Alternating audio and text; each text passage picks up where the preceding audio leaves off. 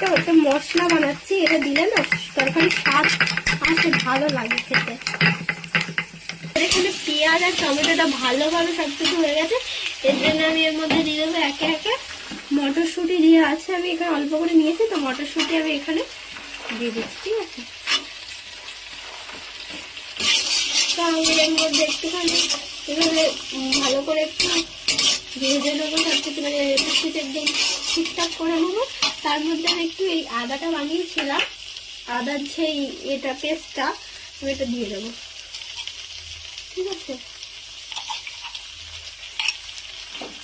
লাস্টের দিলে আদাটা দিলে ভালো লাগে খেতে।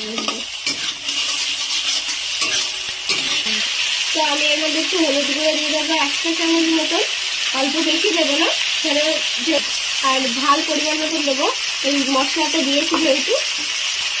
তাহলে এভাবে ভালো করে একটু এই করে নেবো, এখন মেরে নেবো। তো আমি এর মধ্যে একটু জল দিয়ে ফুটিয়ে নেবো, ঠিক আছে, দেখাচ্ছি জল দিয়ে। আমি একটু অল্প করে জল দিলাম যাতে মটরশুঁটিটা সিদ্ধ হয়। আমরা একটু 2 মিনিট মতন এটা একটু সিদ্ধ করতে দেবো, মটরশুঁটি কাঁচা আছে তাই। চলো এবার ঢাকনাটা খুলে নিই।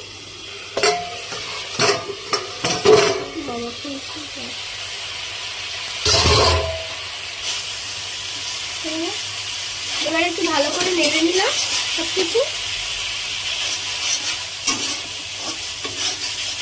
এবারে যে মশলাটা বানিয়েছিলাম আমরা,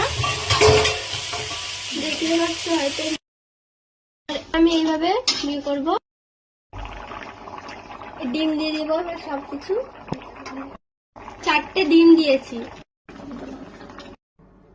ঢেলে নেবো পুরো, বন্ধ করবেন।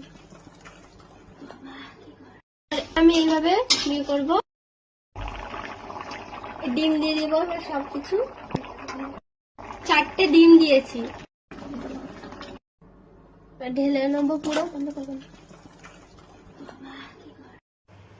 ও খাচ্ছে দেখো। তোমরা বাড়িতে বানিয়ে খাবে, খুব দারুণ হয়েছে, তোমরা বাড়িতে ট্রাই করবে। আজকেকার এইটুকুই ভিডিওটা।